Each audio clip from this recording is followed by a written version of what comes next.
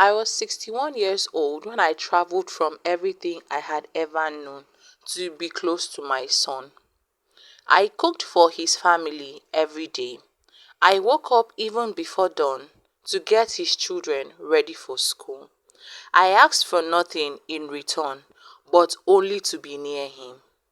And one night, at the dinner table, he looked at me and said, I had become a deadweight in his house. The next morning at exactly 5:47 a.m., I closed his door behind me without saying a word. Before we go further, pause here for a moment. What you're about to hear is not an unusual story. Across Africa, specifically Nigeria, there are thousands of mothers sitting in guest rooms inside Lekki, in Victoria Island, in Abuja, in Port Harcourt, wondering why the child they sacrificed everything for can no longer see them clearly. The distance does not have to be an ocean. Sometimes it is just the Lagos Expressway. Sometimes it is just a gate with a security guard and an intercom and a life that never has obvious space for the woman who made it possible. This story is for every one of those mothers, and it is for every child who has not yet understood what they are slowly doing. I still remember the exact sound the door made when I closed it behind me. Not a slam. I didn't slam it. That is what people might expect. A dramatic exit, bags being thrown, tears streaming down my face. But no, I closed it in the way you close a door in a hospital at 2 a.m. in the morning, slowly, carefully, like the sound itself would break something that was already broken. It was 5:47 a.m. I know this because I checked my phone 3 times before I stood up from the couch where I had been sitting since 3 a.m. Fully dressed, my one bag already packed, a brown leather bag, the one I carried from Enugu 8 months ago, thinking I was coming to start something new, to help, to be useful, to be needed. I was 61 years old and I had never felt smaller in my entire life. Let me go back, because if I start here in that cold air conditioned morning with the smell of Daniel's kitchen still on my wrapper, you won't understand why those words destroyed me the way they did. You need to understand who I was before that night, who I thought I was. My name is Mrs. Gloria Mensah. I was a school teacher in Enugu State for 26 years, teaching primary 5 and 6 mathematics and sciences. I knew every child's name in my classroom, every face, every small fear.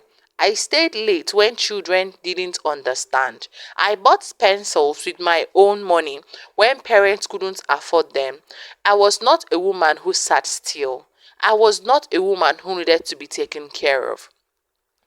There is something important to understand about a woman like me. In African culture, a woman of my generation did not define herself through leisure or comfort. She defined herself through usefulness, through contribution, through the quiet daily act of holding others together. Handwork was not just a chore, it was an identity. It was dignity. It was how an Igbo woman said, I am here, I matter, I belong. But when that usefulness is taken away, or worse, when it is reframed as a burden, something deeper than feeling is wounded. A sense of self is wounded. And when we wound a woman's sense of self, we are not just hurting one woman, we are cutting through a thread that runs through the entire fabric of a family. When my husband, Vincent Mensah, died in 2019, everyone told me the same thing. You will be okay, Madam Gloria. You are a strong woman. And I believed them because I had to. My daughter Florence was already married and settled in Abuja. My son Daniel, my first child, my most loved child, I will not lie, had been living in Lagos since 2008. In Lekki Phase 1, a software engineer, a very successful one at that. Even in our compound in Enugu State, some will say Madam Gloria's son is in Lagos. People said it the way they say the name of a great man, with reverence, with a kind of holy pride. When Vincent died, Daniel called me every Sunday for a while. Then it became every other Sunday. Then it became, Mama, I am so busy. I will call you when I can. I understood. He had a life. He had Vivian, his wife. He had two children, my grandchildren, Gabriel and little Bianca, whom I had only seen during Christmas visits that grew shorter every year. Their faces becoming slowly unfamiliar, their Igbo thickening into Yoruba inflected English, their manners shaped by a city I barely recognized as belonging to the same country I knew. This is one of the first quiet losses of the internal migration experience that nobody in Africa talks about enough. We speak often about Nigerians in diaspora losing their culture, but what about the Enugu mother whose son moved to Lagos at 25 years old and came back at 35 years old, speaking differently, eating differently, valuing differently? Lagos is its own kind of diaspora. It is a city that swallows people whole and returns them changed. The Igbo man who enters Lagos as someone who greets his elders on his knees can within a decade become someone who texts his mother instead of calling, who forgets the name of his father's kindred, who raises children that do not speak the language of their grandfather's compound. This is not Lagos' fault entirely. It is the fault of a culture that celebrates the arrival but never plans for the cost. When Daniel called me in March of last year and said, Mama, don't come, why don't you come stay with us for a while? The children would love to see you. You have been alone for too long. I cried right there on the phone. Happy tears, the kind you haven't felt in so long you almost forget what it tastes like. I did not ask him to send a driver. I did not ask him to buy my ticket.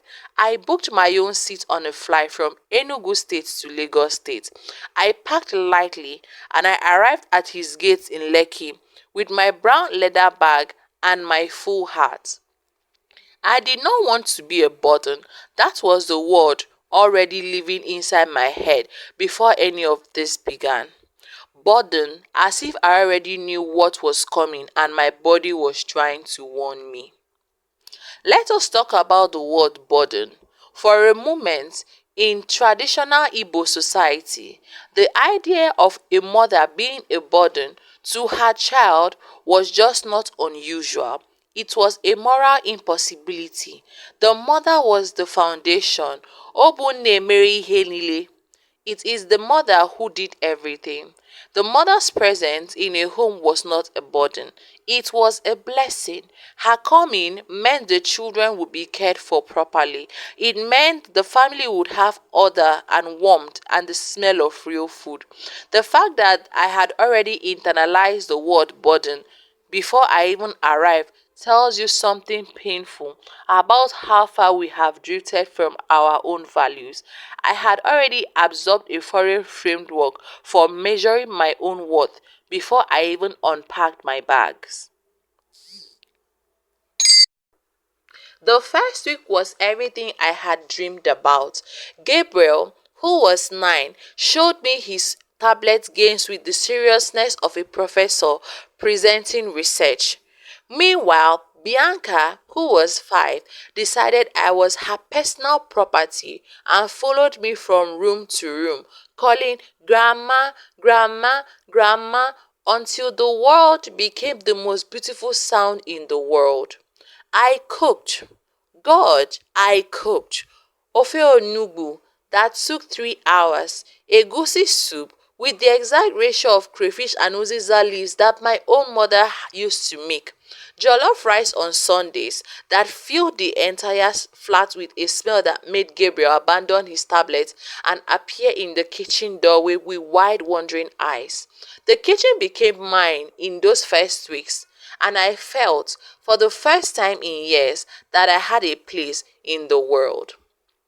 I also helped with the children in the mornings. Vivian had a job, a demanding job in a pharmaceutical sales company, and she left early to beat Lekki traffic. Daniel left by 7 a.m. to make it to the island by 9 a.m. So I got the children ready for school. I made their lunches. I also learned their routines. Gabriel liked his sandwich without tomatoes inside. Bianca would only drink her Milo if it was not too hot and not too cold. Small things. I learned all of it. I did not complain. Once, when Vivian mentioned gently that the egusi smell was strong and her colleague had noticed it on her clothes, I started cooking with the kitchen window open and the extractor fan on full. I never complained about that either. There is a particular violence in this kind of correction, not the correction itself, but what it communicates underneath. When a daughter-in-law tells her mother-in-law that her cooking smells too strong, she is not talking about egusi soup. She is simply saying, your world is too present in my world. Your culture takes up too much space in my space. And for a woman like me, who had spent decades feeding people as an act of love, being told that the smell of my love was inconvenient was a quiet devastation. In many Igbo homes of the previous generation, a daughter-in-law arriving in her mother-in-law's kitchen would lower her eyes to learn. The reversal of this dynamic, the mother-in-law having to apologize for her presence in her son's kitchen, represents one of the most significant cultural dislocation that internal migration produces in Nigerian families today. It was around the sixth week that things began to change. Not suddenly, but in a way a tide changes so slowly you don't notice until you are standing in waters up to your knees. Daniel started coming home more late than usual, maybe 9, 10, sometimes 10:30. He would say it was Lagos traffic. I tried to keep his food warm enough. I sat with him while he ate, the way I always had when he was a boy, just present, not asking too many questions because I could see he was tired. But he stopped talking the way he used to. He stopped asking me about my day. He stopped asking about Enugu, about the neighbors, about Florence and her family. He looked at his phone while he ate. Once I asked him, Daniel, are you okay? You seem stressed. But he said, Mama, I am fine. Just work. And then he carried his plate to the sink. He didn't rinse it and just went upstairs. I rinsed it. I always rinsed it. Vivian was not unkind. I want to be clear about that. She was not cruel, but she had a way of making me feel invincible that was somehow worse than cruelty. She would walk into the kitchen while I was cooking and open the refrigerator and stare at it as if I wasn't there. She would have conversations with Daniel about the children's school fees, about the generator fuel, about weekend plans, never including me, never acknowledging I was sitting 3 feet away from the same couch. Once she told Daniel in a low voice that she thought was too low for me to hear. We need to talk about the sleep schedule. Mama has been keeping Bianca up late and she's exhausted in school. Meanwhile, Bianca had only asked me to tell her one more story. I told her one more story about the tortoise and why the sky is far away. Now that was my only crime. I had said nothing. I learned to say nothing. I called Florence most times at night when the house was quiet.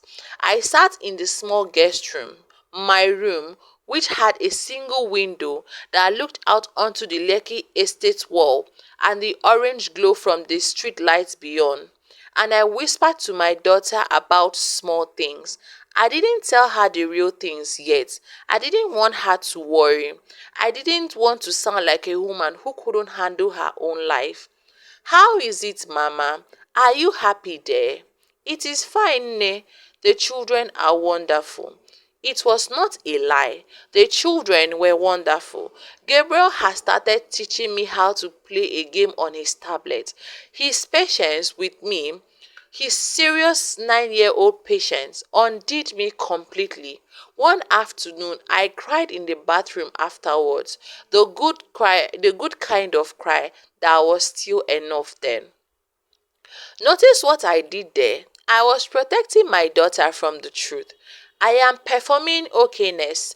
This is deeply Nigerian maternal instinct. The mother who holds her own pain privately so that her children do not carry it. We celebrate this quality in our mothers. We call it strength, but it is also a trap because when mothers cannot speak honestly about their experiences, the people around them never receive the feedback they need to do better. Daniel did not know how I truly felt because I had spent weeks carefully hiding it. Florence did not know how to intervene because I kept saying it is fine.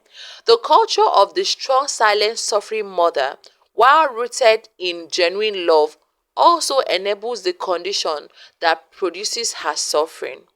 This is something Nigerian families urgently need to begin talking about differently.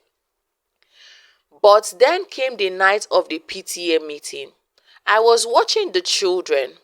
Daniel and Vivian had both gone to Gabriel's school for the parents' evening. The children were asleep by 8:30.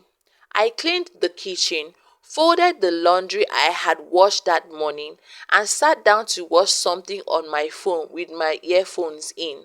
They came home at 10:15. I had already gone to my room. I always disappeared before they came back because I had begun to sense that my presence in the living room in the evenings made something uncomfortable. I didn't know what exactly. I just felt it the way you feel a change in weather before it comes. Their voice carried through the wall. I was not trying to listen, but my name stopped me. Daniel's voice was slow and tired, and he was explaining to his wife that I mean well. But Vivian's voice, being sharper, said she knew I meant well, but it has been 3 months, Daniel. 3 months. I do not have space to breathe in my own house. Daniel explained to her that I was his mother, but Vivian kept saying, I know she's your mother. I am not saying she's a bad person. I am saying this is not working. The children are getting too attached. Bianca cried this morning because I packed her lunch instead of grandma. In my own house, I am the stranger. Then Daniel said after a long pause, I would talk to her. I sat on the edge of my bed, my hands in my lap. I looked at them, the hands that had cooked for this house, folded that family's clothes, working before dawn to make sure 2 children left for school with warm stomachs and packed lunch and their uniforms properly ironed. I told myself it would be okay. He would talk to me. It was a conversation. I believed that for exactly 3 more days. Until the night he looked at me across the dinner table, his children sitting between us, the television on the background, and said with no anger, not with cruelty, but with a tiredness that was almost worse, Mama, you know we love you, but sometimes I feel like you have become a weight in this house. A weight, not a mother, not a help, not a woman who had held this family together with her bare hands for 3 months, but a weight. I looked at his face. He wasn't even looking at me. He was looking at his plate. That was the last dinner I ate in his house. We need to stop here because What Daniel said at the dinner table was not just a hurtful sentence, it was a symptom of a deep cultural illness that is fast spreading quietly through Nigerian middle class families, particularly in Lagos. The illness is this: we have imported a model of the nuclear family from Western culture where there is father, mother, and children, a closed unit, private space, without importing the social structure that make that model bearable.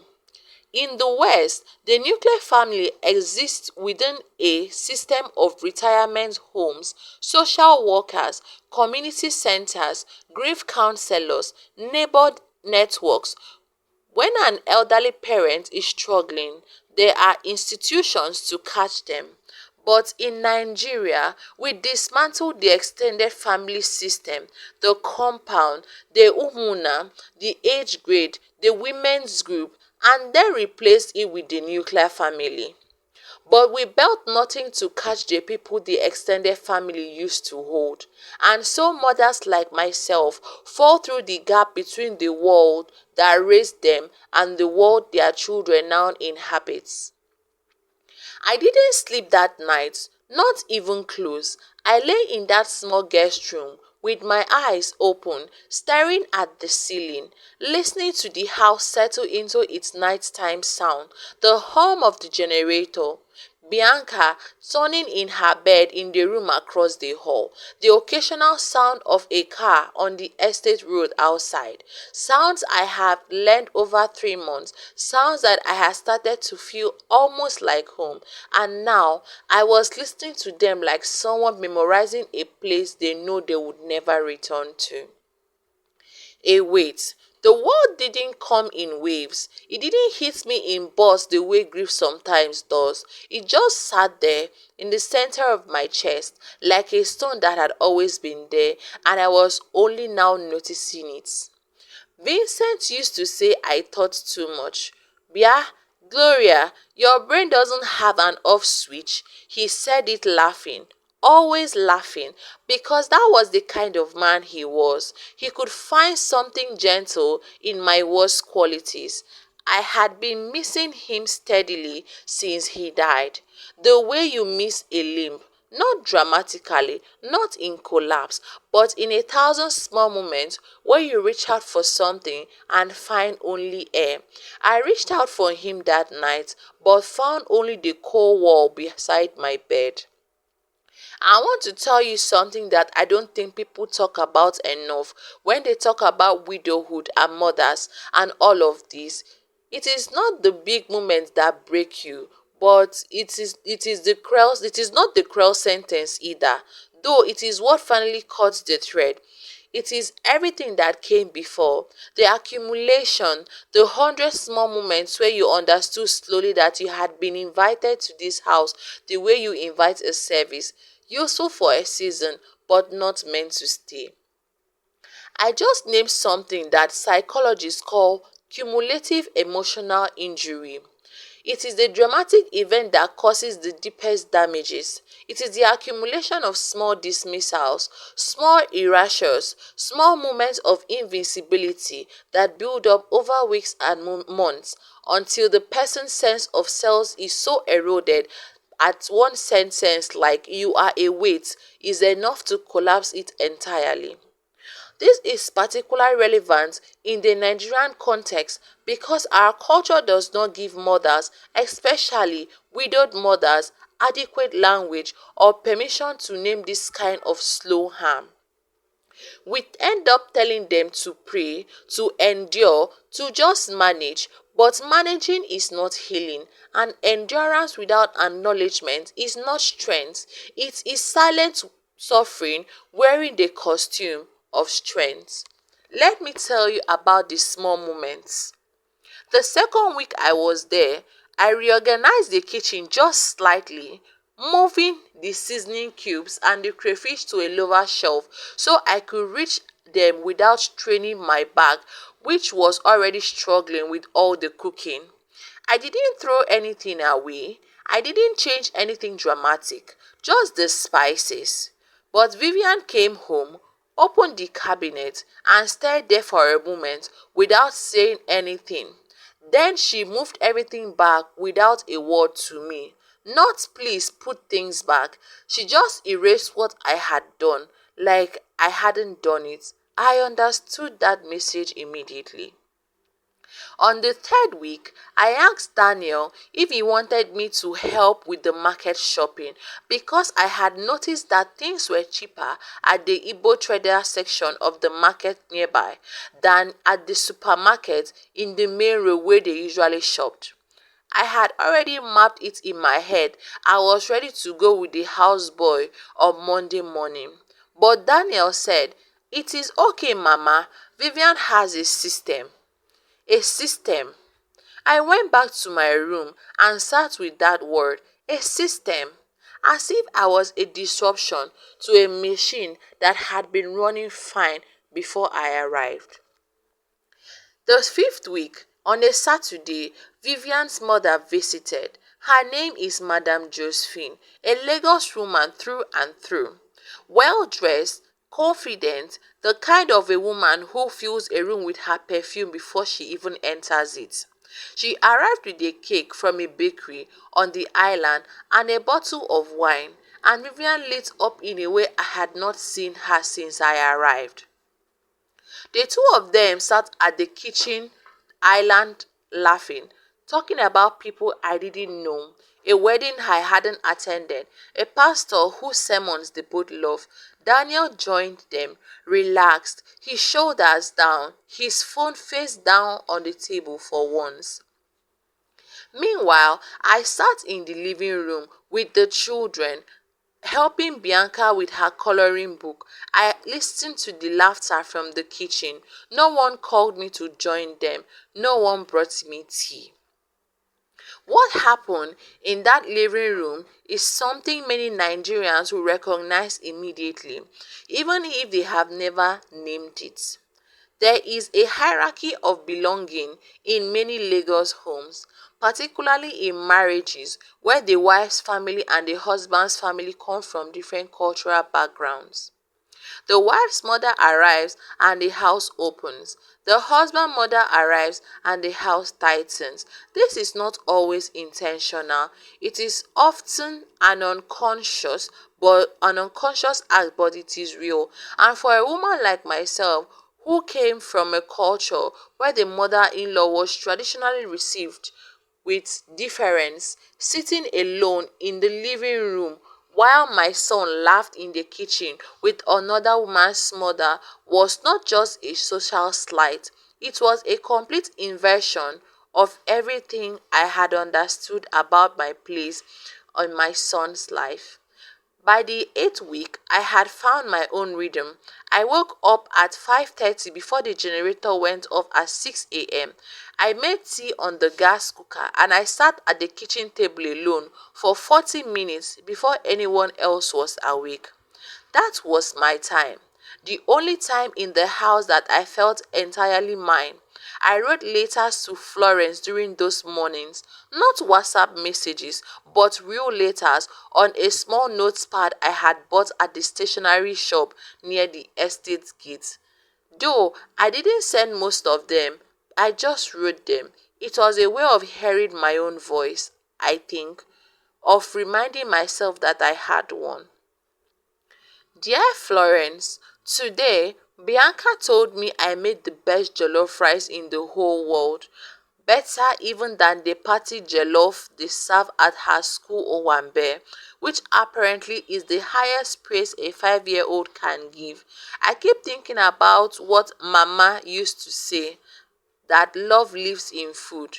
I think she was right. I think that is where I have been putting mine, all of it, every pot. I wrote that on a Tuesday morning on the fourth week. I kept that letter. I still have it. Some mornings, I would walk after the children had left for school. Just 20 minutes around the estate. The neighborhood was the kind of new Lagos estate that looked the same in every direction. Painted walls, manicured lawns, maintained by tired gardeners. Cars parked in driveways that cost more than I would earn in 5 years of teaching. Security guards at every corner who greeted me with a respectful "good morning ma" that felt like the only genuine welcome I received some days. I would walk and I would think about Enugu, about the noise of it, the Okada riders, the woman selling garden egg by the roadside, the specific smell of red earth after rain, the sound of my neighbor, Mama Chioma, calling her children in for dinner from across the compound fence. I had lived in that city for 61 years. Every street had a memory attached to it. Here, every street in this estate looked like every other street, and none of them knew my name. The loneliness of internal migration is something Nigerian as a nation has to have begun to properly reckon with. We talk about the loneliness of Nigerians abroad, cut off from their culture, missing suya and Nollywood and the sound of their mother tongue. But what about the mother from Enugu who moves to Lagos and finds herself equally displaced, equally cut off, equally alien, except that she's technically in the same country? She cannot even claim the dignity of distance. She is only a 2-hour flight away from everything she knows, yet she is completely unreachable by it. Her language is different, her pace is different, her understanding of how family works, how times work, how a home is organized are totally different. She is an internal exile, and internal exiles has no name, no community, no support structure. Nobody holds fundraisers for the grandmother in Lekki who misses Enugu. The loneliness I felt in that Lagos flat was not what I expected. I had expected to miss people. I did miss people. My sister Angela, who lived 12 minutes from my house in Enugu, my colleague Monica, the woman from my church group I had known for decades, but the loneliness I felt in Daniel's house was different. It was the loneliness of being surrounded by people who loved each other and have no place inside that love. Being close enough to feel the warmth and yet far enough to remain cold. Daniel tried. I want to be fair to him. There were moments, Saturday mornings sometimes, when Vivian took the children to her mother's place on the mainland, when he would sit with me over tea and be for a little while my son again. He would ask about people back home. He would laugh at things I said. He would show me something on his phone, maybe a story or a video of the governor's latest blunder, a Nollywood trailer, the way he used to as a teenager while sitting beside me at the veranda in Enugu in the evening. Those moments I held on to with both of my hands, but they were becoming rarer, and I could feel him retreating even during them, his eyes going to his phone, his response shortening, some other part of his mind already somewhere else. He was a busy man, and I understood that. I told myself I understood that.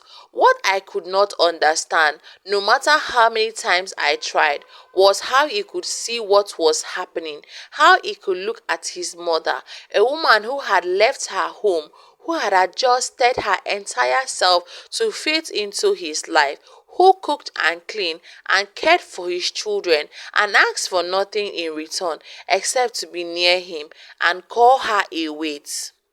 Unless, and this thought kept coming to me in the middle of that sleepless night and would not leave, unless he had stopped seeing me as his mother somewhere along the way, unless I had become gradually in his mind exactly what Vivian saw, an inconvenience wearing a familiar face. What my son Daniel experienced without realizing it is what sociologists call role erosion. When a parent moves into an adult child's home, there is an unconscious renegotiation of identity that neither party is usually equipped to navigate. The parent, who was once the authority, the provider, the center of the family, must now occupy a diminished role in someone else's space. The child, who had built an independent life and identity, feels the ancestral pull of duty clashing with the modern reality of his household. Neither knows how to talk about it, and so it festers. In Igbo tradition, there were structures for these transitions. The compound system meant that a mother never truly entered her son's space as a subordinate. She had her own quarters, her own authority within the extended family unit, her own social role among the women of the compound. When we moved from compounds to flats, we lost such structures without replacing them, and now we wonder why the transition is so painful. At 3 a.m., I sat up. I didn't make a dramatic decision. No, it wasn't like that. It was more like clarity, the kind that only comes after a long time of refusing to see something clearly. I thought about my return ticket. I had bought an open-ended bus ticket through a travel agent in Enugu because Daniel had said when I came that I can stay as long as I want. As long as you want, mama. I turned on my phone. I went to the airline's website. There was a morning flight to Enugu at about 6:40 a.m. from domestic Murtala Mohammed. It was 3:17 a.m. I would need to leave for the airport by 4:30 a.m. I booked the seat. I watched the confirmation arrive on my phone and I read it twice. Then I got up quietly and I packed my brown leather bag. It didn't take long. I had never fully unpacked. Some small surviving part of me had kept things ready as if it knew, even when I didn't. I packed my wrappers, my medicines, my small bag of toiletries, the note pack with Florence's unread letters. I took nothing from that house that was not mine. Then I sat on the edge of the bed and waited for morning. I thought about leaving a note. I wrote three, then I threw them away. What could I possibly say? That you might have called me away, so I have removed myself. I hope the house feels lighter. No, some things are better said in silence. Some exits are more powerful than any word. I had spent 61 years explaining myself, justifying my presence, making myself smaller so others could feel larger. Not this morning. This morning, I would simply be gone. At 5:15 a.m., I picked up my bags. I stood on the hallway for a moment. Bianca's door was slightly open. It has always been slightly open because she was afraid of the dark, and every night I was the one who checked it before I went to sleep. I pushed it gently just to look at her one more time. She was coiled on her side, one arm around the stuffed teddy bear I had brought from Enugu. His name was Bruno. She had named him herself.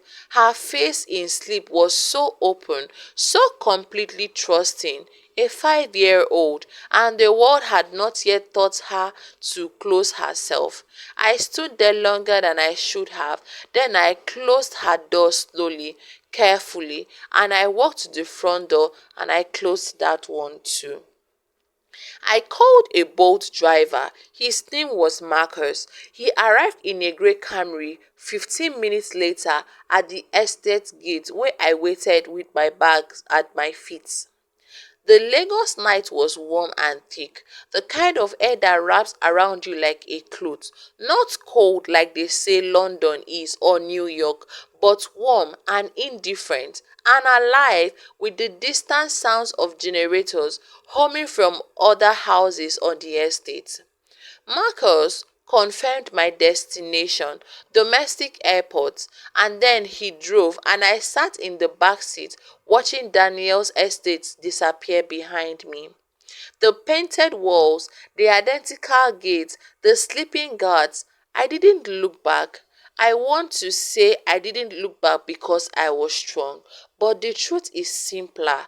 There was indeed nothing to look back at. The house was dark, everyone was asleep, so there was no one standing at the window watching me leave.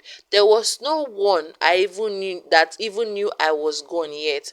That was perhaps the loneliest part of the whole thing, not the leaving itself, but the fact that my leaving made no immediate disturbance.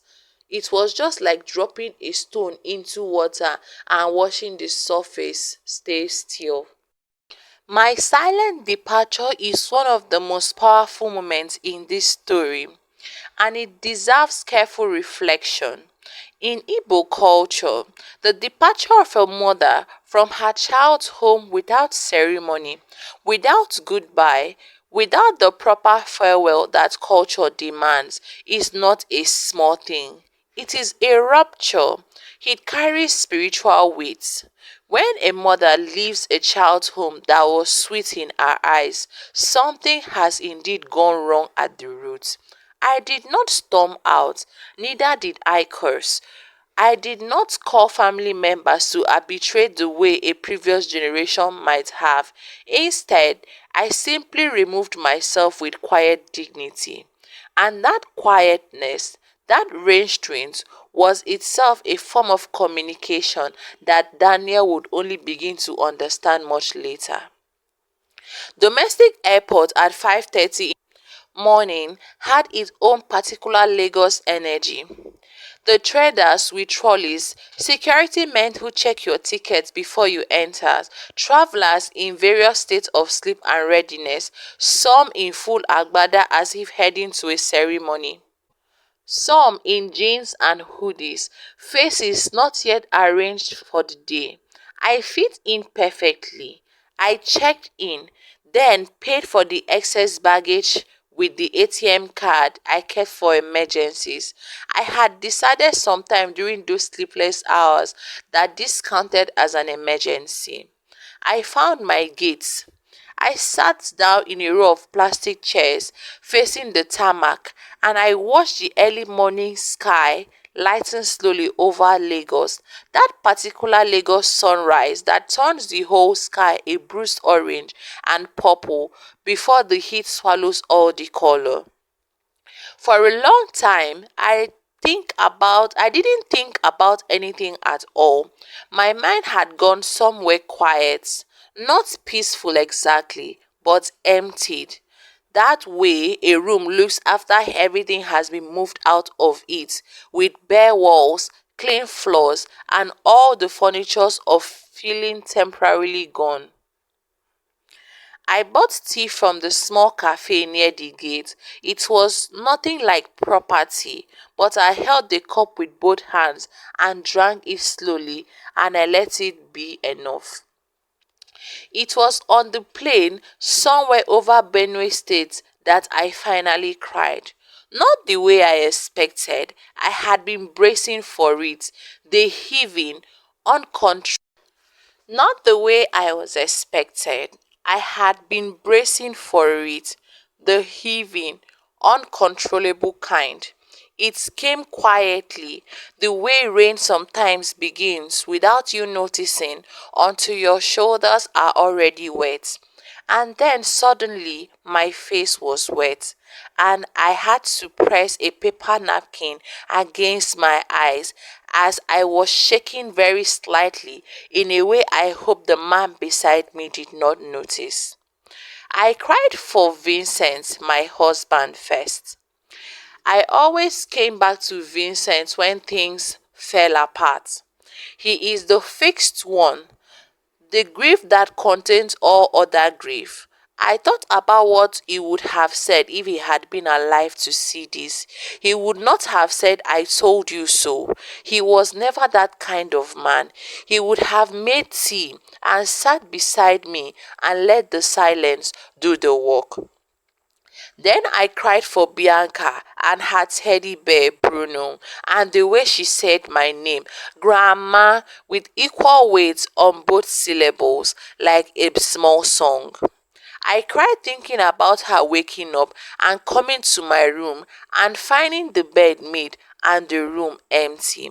I hoped Daniel would explain it gently. Then I cried for the kitchen I had cooked in every day for 3 months, for the specific quality of morning light that came through the window above the sink, for the sound of Gabriel's school bag hitting the marble floor when he came home in the afternoon, for the small routine I had built inside someone else's life, the careful architecture of my own belonging, dismantled now as if it had never existed. Then I dried my face. I folded the napkin and I looked out the small oval window at the patchwork of red earth and green bushes below, and I thought, you are going home. There is a concept in Igbo called it is her land, her soil, the place where her umbilical cord is buried, metaphorically speaking, the place where the air knows her name. For me, the flight back to Enugu State was not a retreat, it was a return to ground, and there is something deeply important about that for us to understand. Home in the Igbo worldview is not simply a location, it is a living relationship. It is the place where you are known not just by your name but by lineage, by history, by the accumulation of everything you have ever done and been. Lagos could never give me that, no matter how long I stayed, because Lagos was Daniel's grounds, not mine. I had not called Florence. This was deliberate. I knew that if I called her before I left, she would ask questions, and questions would unravel me. And I needed to hold myself together long enough to get on that plane. I also knew that it is harder to admit that I was ashamed, not for leaving, but of what had made me leave. Of the sentence that was still living in my chest, you have been a weight in this house. Saying it loud to Florence would make it more real. So I sent her a WhatsApp message somewhere over the middle of the country. Nne, I am coming home, landing in Enugu this morning. We'll explain everything. Don't worry, I am fine. She called immediately. 12 missed calls in the time it took me to put my phone in my bag and close my eyes. When I turned it back on as we began our descent into Akanu Ibiam Airport and saw those 12 missed calls, I felt for the first time since leaving something close to warmth. Someone was disturbed by my absence. Someone had noticed I was gone. I text back, I have landed. Come, I love you. Florence drove from Abuja the moment she saw my message. 3 hours. She did not ask for permission. She did not wait to see if it was convenient. She simply drove. That is the thing about daughters. They arrived. She had called ahead to Angela, my sister, who had gone to my flat, swept the floors, opened the windows, and placed fresh flowers on the table and a pot of ofe onugbu on the stove. Vincent's photograph on the shelf had been dusted. A piece of his best fabric was folded beneath the frame, the purple and gold he had worn to Daniel's traditional wedding 12 years ago. I stood on the doorway of my own flat and I couldn't move for a moment. 8 months. I had been gone 8 months, making myself fit into other people's spaces, and now here was I in my own space, modest, familiar, every corner holding some memories of a life I had eventually built. And he received me without conditions, without calculations, without measuring how much room I required. Florence arrived 2 hours after. She had driven with her husband Franklin, who sat in the car and scrolled his phone while she came inside, understanding without being told that this first moment needed to belong to only us. She walked through my door and looked at my face, and her face did the same thing mine was doing. And then she crossed the space between us and put her arms around me. And I pressed my face into her shoulders. This daughter, who had her father's hands and her grandmother's patience, and finally, I let myself fall apart completely. "I have got you," she said in Igbo, in the voice she had when she was small and frightened. And I used to say the same words to her. "Mama, I have got you."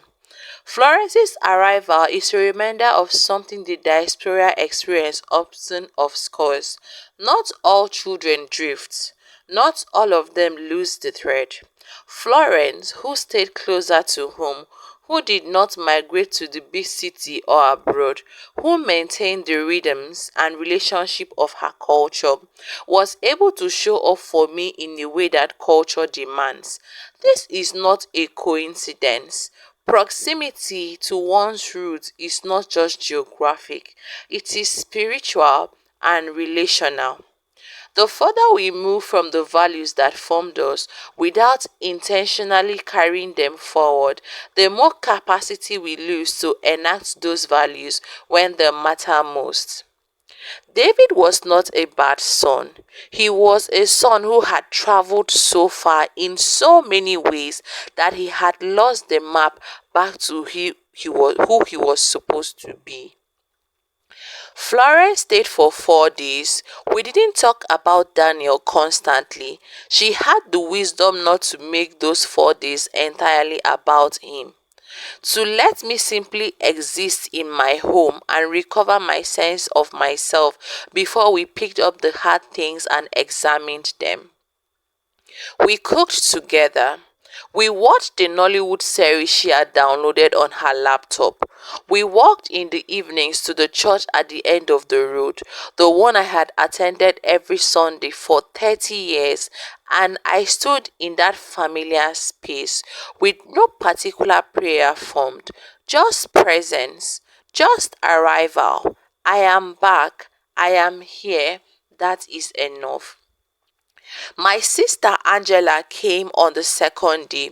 She brought her particular brand of love, which was always express itself through aggressive feeding and zero tolerance for self-pity. She sat across me, waited until I had eaten 2 full servings of the ofe nubu she had made, and then said, "Tell me everything from the beginning. Don't leave anything out." So I told it again, the whole story, this time to someone who had known me my entire life, who remembered my mother and my traditional wedding and the night Daniel was born and every version of me that had existed before this one sitting across her now. Telling it to Angela was different from telling it to Florence. Florence listened with her heart, while Angela listened with her whole history of knowing me. And when I reached the part about the weight, that word, that word, Angela set down her cup of tea with a precision that meant she was controlling herself carefully. He said that she was quiet for a very long time. Then she said, "Vincent would have been devastated." Not angry, just devastated because he raised that boy to know better. I nodded. That was exactly it. Not fury, but a deeper, sadder thing.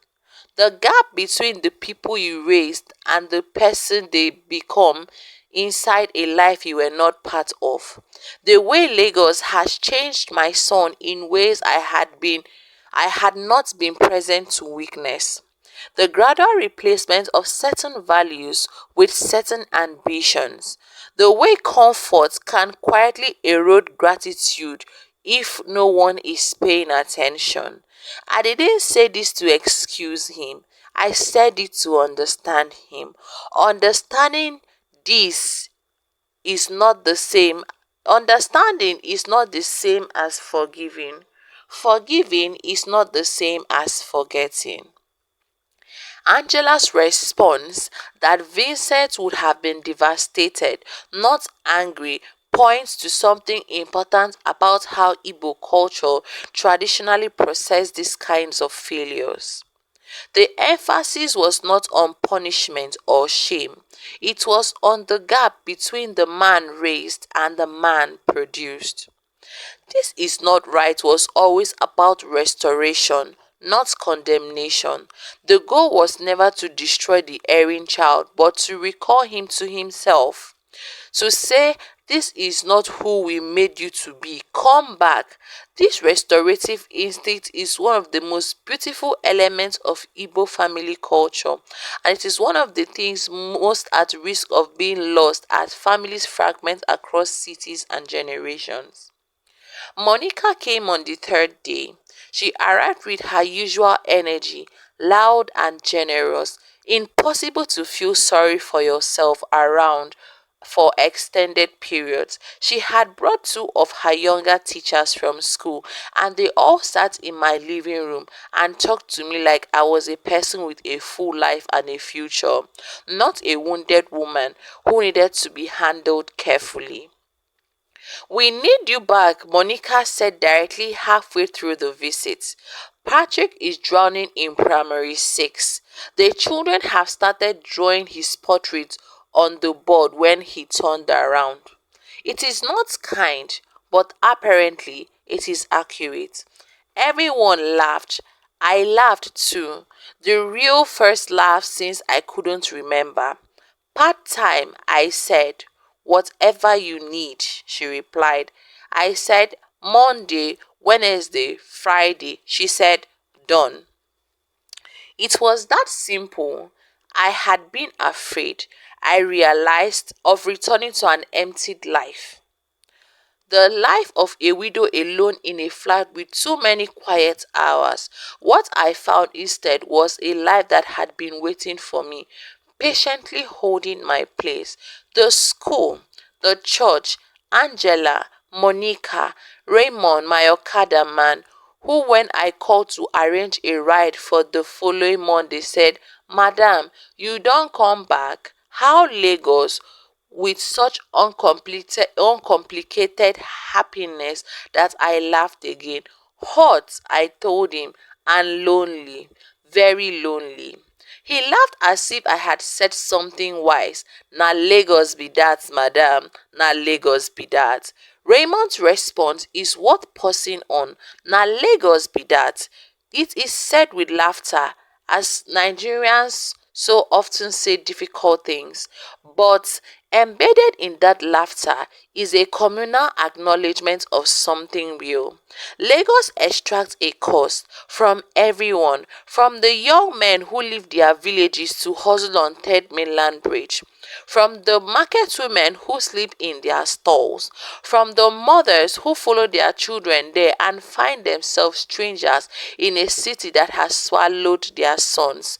Na Lagos be that. The laughter is not dismissal. It is solidarity. It is the sound of a people who have survived something and are still standing. Daniel called every day that first week. The calls were awkward in the beginning, too much silence, too many sentences that started and stopped. He asked about my flight, about the flat, about Florence's visit. He told me Bianca had cried for 2 days and had then decided with the pragmatic resilience of a 5-year-old that her grandma lived in the phone now, which was somehow both heartbreaking and wonderful. She talks to your photos, he said. My phone background, she says good night to it. I pressed my hand over my mouth for a moment. Tell her grandma says good night back, I said every night. On the fifth day, he said the thing he had been building towards all week. I could feel it coming through the phone, a different quality in his silence. What I said, the wait thing, a long pause. I have been trying to understand why I said it. I have been thinking about it every day, and I think I was tired. Not of you. I was tired of everything. Work. Vivian and I were going through a difficult time. The children's school fees, everything piling up, and instead of dealing with it any dealing with any of that, I put it somewhere it didn't belong, on you. Daniel said. I listened. That doesn't make it okay, he said quickly. I know that. No, I agreed. It doesn't. I am sorry, Mama. I am genuinely completely sorry. You came to help us. You helped us every single day, and I failed you. I sat with that for a moment. My son saying I failed you. I had waited. I realized, not for the apology exactly. Apologies are words, and words are easy. But this? For evidence that he understood the specific nature of what he had done, not that he had hurt my feelings, but that he had looked at his mother and see a burden. I know you are sorry, I said, and I believe you. I want to come to Enugu, he said, me and the children, next month, if you will have us. Bianca needs to see you. Gabriel has been very quiet about the whole thing, which worries me more than the crying would. Gabriel, serious 9-year-old Gabriel, who had taught me his tablet games with the patience of a small professor, I felt that in my chest. Come, I said, you are always welcome in my home. I meant the distinction, not come to my house. He had one of those. My home, where I was the one who decided how the kitchen was arranged. Daniel's apology contains something important for every child in this situation to hear. He did not say, I am sorry you were upset. He did not say, I am sorry if I hurt you. He said, I failed you. That specificity matters. Vague apologies allow the apologizer to feel better without requiring genuine understanding of what went wrong. A true apology in Igbo culture has always required the naming of the offense. It is the thing I did, not a vogue of general regret, but a precise acknowledgement of a specific failure. Daniel, to his credit, eventually found his way to this precision. Not every son does. Vivian called on the ninth day. I had not expected that, I would be honest. I had thought of her as someone who will be relieved by my absence and move forward without looking back, the way people do when an uncomfortable situation resolves itself. But she called, a Tuesday morning, while I was sitting with my tea before school. Mama, her voice was careful. Underneath the care, something real. I know you probably don't want to hear from me right now. I understand if you don't want to talk, but I needed to say that I know things were not right when you were here. I know I made it harder than it should have been. I remained quiet. I have been thinking about the kitchen, she said. The spices. I moved them back, and I didn't know why I did that. You were just trying to be comfortable. It was your home too while you were here. It should have been. I am not a bad person, Vivian said, and her voice cracked silently. I know how it must have looked, but I was scared. You were so good with the children, and sometimes I felt like I was disappearing inside my own house. And instead of talking to Daniel about it, I made you the problem when you were not the problem. Vivian's confession deserves our compassion, not just our judgment. What she describes, feeling like she was disappearing inside her own house, is a real experience that many young Nigerian wives face when a mother-in-law comes to stay. And the tragedy is that it did not have to be a competition. In a healthier family system, my presence would have been an addition, not a subtraction. Vivian would have had more support, not less authority. But because neither women had the language or the framework to talk about what they each needed, they circled each other with increasing tension until something broke. This is a failure of communication, but it is also a failure of preparation. Families who invite parents to come and stay need to have honest conversation before their arrival, not after the damage is done. What is the mother's role? What are the boundaries? What happens when they conflict? These conversations feel awkward before, they feel impossible after. I sat with that for a long time. Here is what I have learned. At 61, after a life of teaching children how to think and not just what to think, people are almost never simple. Vivian was not simply a cold woman who wanted me gone. She was a woman working a demanding job, managing a household, feeling invincible inside a marriage that had its own fractures, and she had chosen the wrong solution to a real problem. That doesn't dissolve my pain, but it changes the shape of it. Thank you for calling, I said. It means something that you called.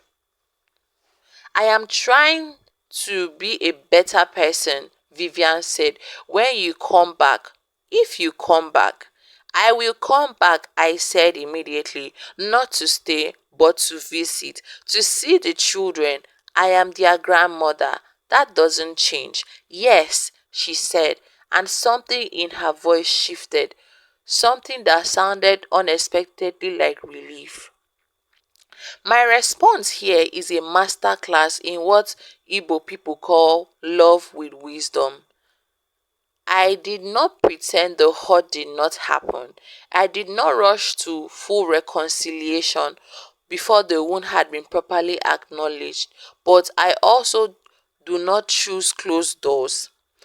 They hold the tension of both things at once. I am hot and I am still your mother-in-law and I am still coming back, but the terms are different now. This is not weakness. This is the particular strength of a mother who has decided that her dignity and relationships are not mutually exclusive. I can have both. I simply needed to go home first to remember that. I started back at school on Monday. Raymond picked me up at 7:30 exactly. He asked about Lagos the whole drive, genuinely fascinated. The traffic, the island life, the supermarkets, the estate with the security gates. I told him about the silence of it, about the air conditioner that made every room feel like a refrigerator, about the way you could live in an estate of 500 houses and don't know a single neighbor's name. He shook his head slowly. "Na wow, madam, people dey live like that." "People dey live like that oh," I told him. The classroom smelled the same as it had always had, chalks and old wood and something indefinably specific to this room. The school, these walls, where I have spent 26 years. Primary six sat before me, 28 children, small faces, some curious, some already calculating whether their returning teacher was manageable. I stood at the board and wrote my name the way I had on the first day every year, Mrs. Gloria Mensah. A girl on the front row raised her hand immediately.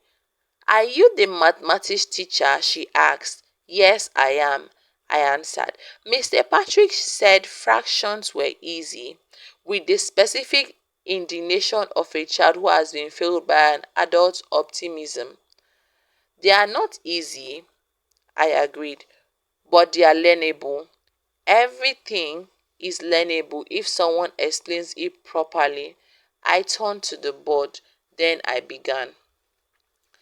There is a quiet resolution in that sentence. Everything is learnable if someone explains it properly. I said it about fractions, but I could have been talking about family, about communication, about the act of living together across generational and cultural divides. The problem that tore my experience in Lagos apart were not unsolvable problems.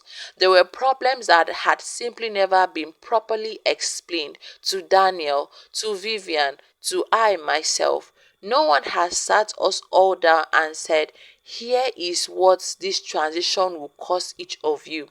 Here is what you each need to say. Here is how you make peace for each other without disappearing. If someone had explained it properly, perhaps the stone would never have been placed in my chest. There is one more thing I need to tell you. About a month after I came home, I was going through my brown leather bag, the one I had packed in the dark at 5 a.m. in Lekki, and I found it tucked into a small inside and I found tucked into a small inside pocket something I hadn't put there, a drawing, crayon, on the book of a sheet of paper, a woman in a purple wrapper standing in a kitchen, around her yellow marks that I slowly understood were meant to be the smell of cooking. Beside the woman, a small figure with two plates holding the woman's hand, and in the corner, in the careful large handwriting of a 5-year old, I love grandma. Bianca must have slipped it into my bag at some point. Days before, maybe weeks before, I didn't know when. Before things changed, before that night, before any of it, she had put her love in my bag without telling me, the way children do, simply, without strategy, without any concept that love might need to be demonstrated or defended. I sat on my kitchen floor with that drawing in my hands, and I cried in a way I had not yet cried through any of this, not with grief, but with complicated, piercing fullness of understanding that love does not always come from where you expect. It does not always speak in the language you were listening for. It does not always announce itself at the door. Sometimes it is always in your bag. You just have to get home to find it. Bianca's drawing is perhaps the most important image in this entire story. A 5-year-old who had not been taught to perform love or to strategize affection simply put her heart in her grandmother's bag. She did not wait to be asked. She did not calculate the risk. She just loved. And this is what we lose when we allow adult tensions, cultural clashes, generational wounds, and unspoken resentment to dominate our family spaces. The children are always watching, the children are always loving. And sometimes, when everything else fails, it is the children who reminds us what we are actually supposed to be doing all along. I am 61 years old. I have buried a husband and raised two children and taught mathematics to hundreds of others. I have cooked for people who didn't thank me and cleaned kitchens that weren't mine and traveled across this country believing I was needed and came home understanding that I was always enough, with or without anybody need of me. I am not a weight. I am a woman with heavy enough roots that no one else careless words can uproot me for long. The Igbo says, Oji onye wetara, Oji wetara ndu. The one who brings cola brings life. I bring life into that Lagos flat every single day. I brought it in pots of egusi and ofe onugbu.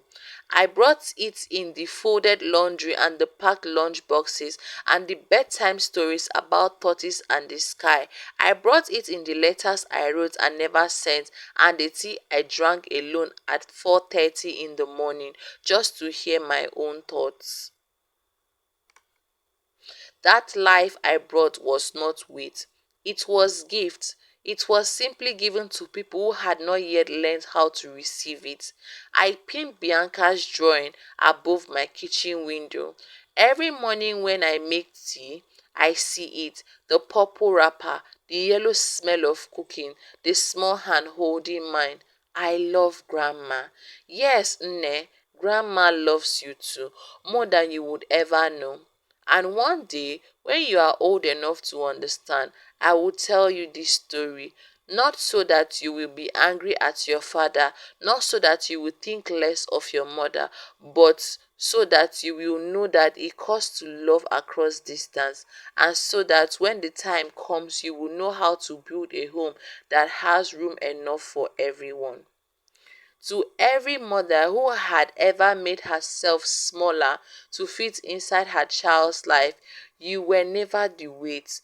You were the foundation.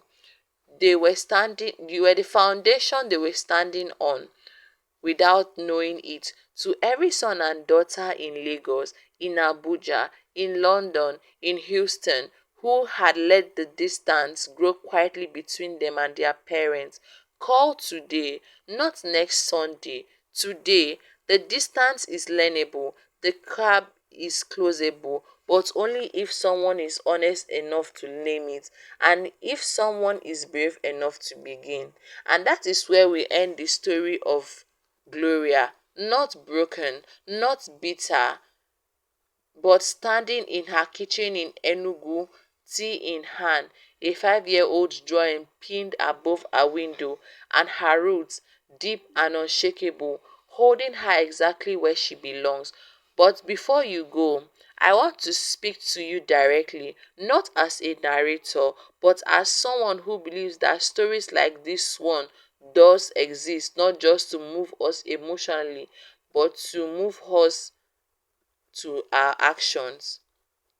If you are a mother who has ever swallowed your pain to protect your child's peace, this story is for you. You are not invincible. You are not a burden. You are the reason the family exists at all. You if you are a son or daughter in Lagos, in Abuja, in London, in Canada, in anywhere that is far from where your mother sits tonight, ask yourself honestly, when did you last call? Not to update her on your life, but to ask about hers, not to check a box, but to truly listen. If you are a daughter-in-law or a son-in-law who has ever felt the tension of a parent in your space, know that the answer was never silence or resentment. The answer was always an honest conversation before the damage, not after. These stories do not have to end in departure. They do not have to end in a brown leather bag packed in the night. They can end differently, but if we choose differently. Now, here is what I need from you.